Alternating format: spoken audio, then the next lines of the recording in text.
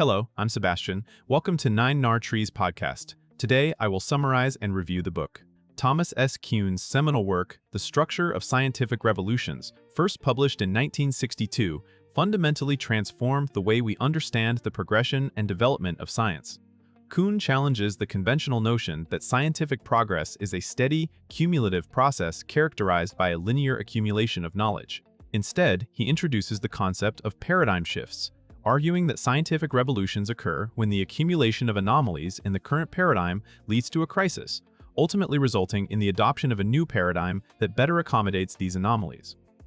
Kuhn's ideas have not only sparked widespread debate in the philosophy of science, but have also influenced various other disciplines, making this work a crucial landmark in intellectual history.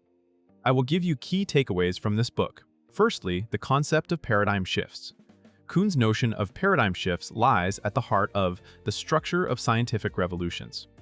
A paradigm, as Kuhn defines it, is a framework of theories, methods, and standards that scientists agree upon as the foundation for conducting their research. Over time, anomalies or observations that do not fit within this paradigm begin to accumulate. When these anomalies cannot be ignored or sufficiently explained within the current paradigm, a scientific crisis ensues. This crisis can only be resolved through a radical shift to a new paradigm that redefines the scientific standards, methods, and the interpretations of data. This process is not smooth or purely logical, but involves complex social and intellectual dynamics, showing that science is not as objective or as straightforward as previously thought. Secondly, normal science. Kuhn introduces the concept of normal science as the period of scientific activity conducted under the regime of a prevailing paradigm. During this phase, scientists engage in puzzle solving within the framework provided by the paradigm, seeking to elaborate on the theories and to accommodate new data as long as it does not significantly challenge the fundamental aspects of the paradigm. This phase is characterized by stability and cumulative growth in knowledge, as scientists fill the gaps within the paradigm's framework. Kuhn suggests that normal science is essential for scientific progress, as it allows for a focused and detailed exploration of scientific theories and phenomena, laying the groundwork for potential future revolutions. Thirdly, scientific crisis and revolution. Kuhn's discussion of scientific crisis and revolution provides an insightful analysis of the dynamics that lead to paradigm shifts. A crisis occurs when the reigning paradigm fails to resolve significant anomalies, leading to questions about its adequacy and creating a state of uncertainty in the scientific community. This crisis period is a critical juncture, where the inability to proceed with normal science opens up the field for revolutionary science. New theories and ideas are proposed, challenging the existing paradigm. Eventually, one of these new frameworks gains acceptance, leading to a scientific revolution.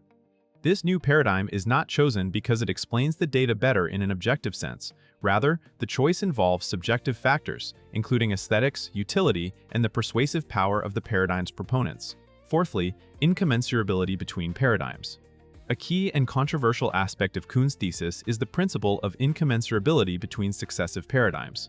According to Kuhn, paradigms are so fundamentally different in their approaches, assumptions, and methodologies that they cannot be directly compared or evaluated by a common standard. This means that when a shift occurs from one paradigm to the next, it is not simply a matter of one theory being more accurate than another. Instead, it is akin to a change in worldview, where the terms, concepts, and standards used to judge validity and truth are entirely transformed.